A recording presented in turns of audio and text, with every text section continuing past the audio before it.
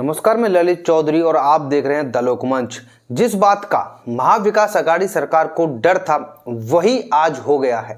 दरअसल ईडी की एक और बहुत बड़ी कार्रवाई शिवसेना के बड़े नेता पर आज हुई है और उस नेता का नाम है अनिल परब, जो कि लिस्ट में तीसरा नाम बताया गया था अनिल देशमुख और नवाब मलिक के बाद में।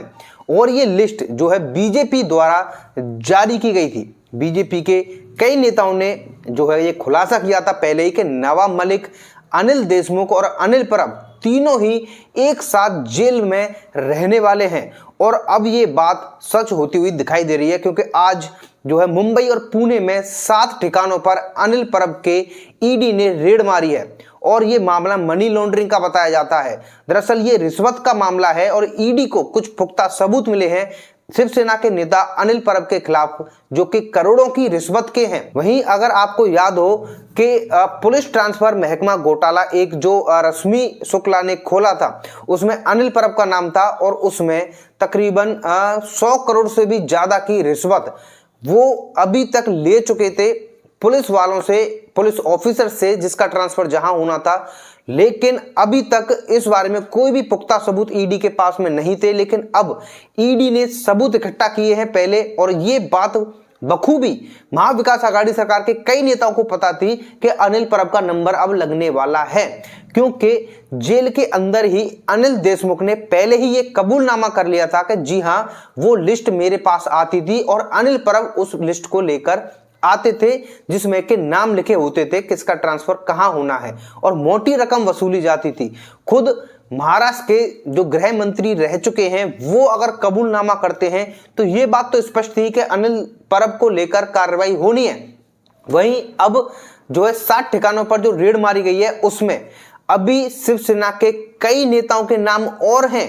जी हां, कई नेताओं के नाम और हैं, लेकिन अभी सिर्फ अनिल परब का नाम सामने आया है।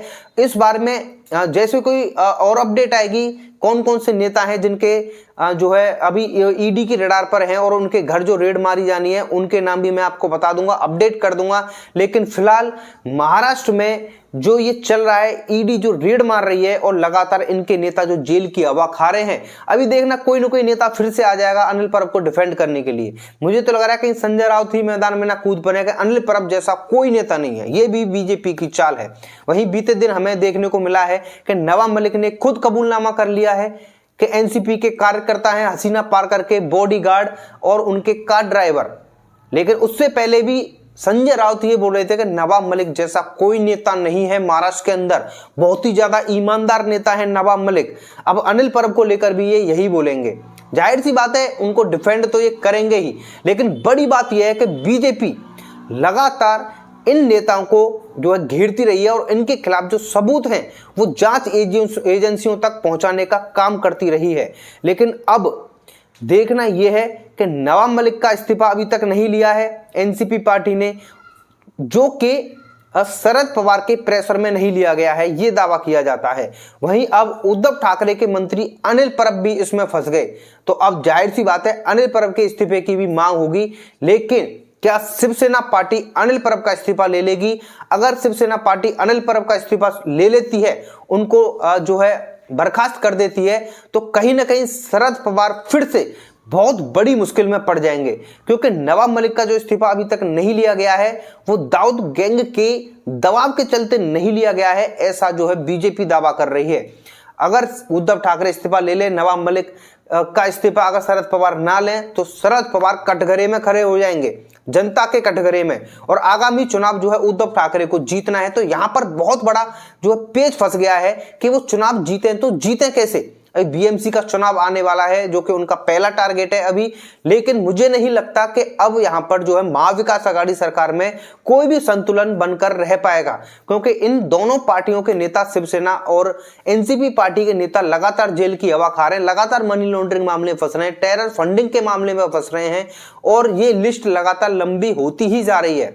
अब अनिल परब को लेकर जो 7 ठिकानों पर जो है अभी रेड मारी है ईडी ने, उसके बाद में अनिल परब को लेकर क्या उनकी गिरफ्तारी होगी वो भी देखने वाली बात होगी। इस बारे में जैसे कोई अपडेट आएगी मैं आपको बता दूंगा। लेकिन फिलहाल नजर इस बात पर है कि उद्धव ठाकरे या फिर संजय राउत या फिर कोई और बड़ा नेता इस बारे में मीडिया में आकर जो है क्या बयान देता है। क्या अनिल परब को बचाने की फिर से कोशिश की जाएगी? और रश्मि शुक्ला ने जो दावा किया था स्टार्टिंग में कि इन सभी नेताओं को पता है कि महाराष्ट्र के अंदर क्या चल रहा है, जनता के साथ में धोखाधड़ी हो रही है, करोड़ों की रिश्वत अनिल परब ने अब तक ली है, ऐसे जो दस्तावेज ईडी के हाथ लगे हैं। और हमें पास्ट में अभी 1-2 महीने पहले ही देखने को मिला था कि अनिल परब के जो है खासदार, उनके घर भी ईडी ने रेड मारी थी और कहीं ना कहीं वहां से जो है ईडी पहले सबूत इकट्ठा कर रही थी, क्योंकि ईडी ने पहले ये स्पष्ट कर दिया है कि महाराष्ट्र के अंदर अब जब कभी भी रेड मारी जाएगी किसी भी नेता के घर पर,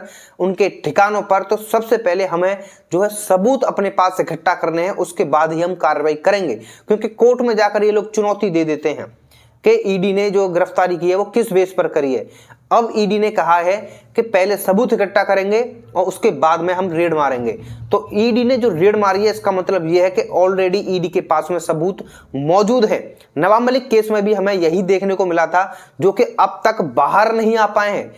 आपने सोचा नवाब मलिक अब तक बाहर नहीं आ पाए हैं, वो नवाब मलिक जिनको के बचाने के लिए हर मुमकिन प्रयास किया गया, वो अब तक बाहर नहीं आ पा रहे हैं और कोर्ट में जो है उनको दोषी करार भी दिया गया है और ईडी के सामने उन्होंने तोते की तरह मुंह खोलना भी शुरू कर दिया है।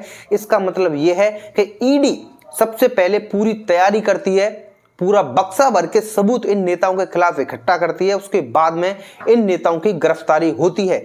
अब अनिल परब की गिरफ्तारी कब होती है ये देखने वाली बात होगी। इस बार में जैसे को अपडेट आएगी आपको बता दी जाएगी। उसके लिए आप हमारे चैनल द लोकमंच को सब्सक्राइब जरूर कर लेना। धन्यवाद।